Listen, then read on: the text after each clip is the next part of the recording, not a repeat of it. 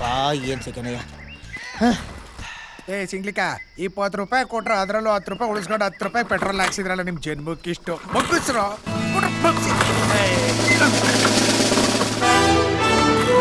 Sir.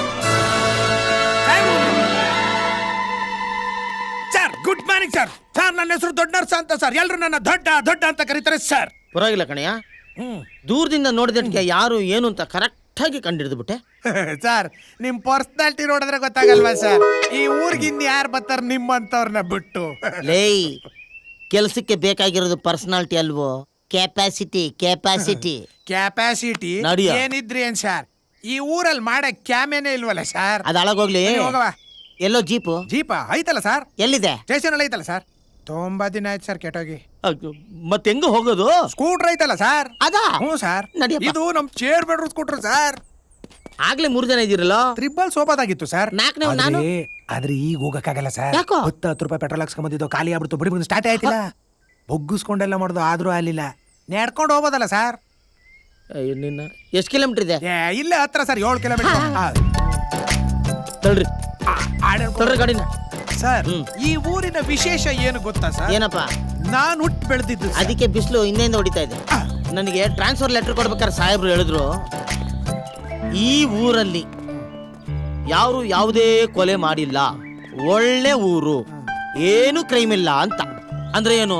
ಅವ್ರು ಹೇಳ್ದಂಗೆ ಈ ಊರಲ್ಲಿ ಒಬ್ರು ಕೆಟ್ಟ ನನ್ನ ಮಕ್ಳು ಇಲ್ವೇ ಇಲ್ವಾ, ಸುಳ್ಳು ಹೇಳೋರು ಇಲ್ವೇ ಇಲ್ವಾ, ಎಲ್ರು ಸತ್ಯ ಹರಿಶ್ಚಂದ್ರನೇನ? ಹಂಗೇನಿಲ್ಲ ಸರ್, ಎಲ್ಲ ಅವ್ರೆ ಎಲ್ಲ ಮಾಡ್ತಾರೆ. ಆದ್ರೆ ಯಾವ್ದು ಬೆಳಿಲಿಲ್ಲ, ಸ್ಟೇಷನ್ ಗಂಟೆ ಬರ್ಲಿಲ್ಲ ಅಷ್ಟೇ.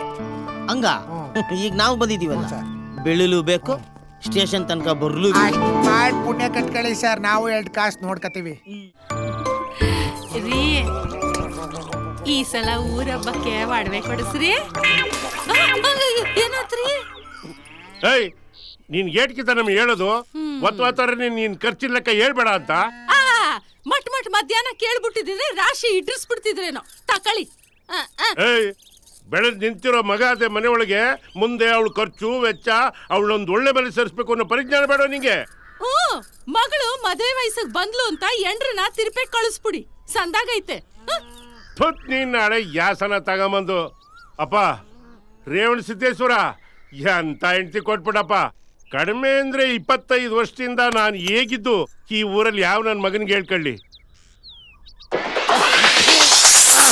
ಏಯ್, ಇದೇನ್ ಕಾಪಿನೋ ಇಲ್ಲ ಕ್ವಾಣದ ಗಂಜನಮೇ? ಅಯ್ಯಯ್ಯ ರೇವಣ ಸಿದ್ದೇಶ್ವರ, ಈ ಜನ್ಮಕ್ಕೆ ಇವಳು ಸಾಕು, ಮುಂದಿನ ಜನ್ಮಕ್ಕೆ ಯಾವುದೇ ಕಾರಣಕ್ಕೆ ಇವಳು ನನಗೆ ಬೇಡ.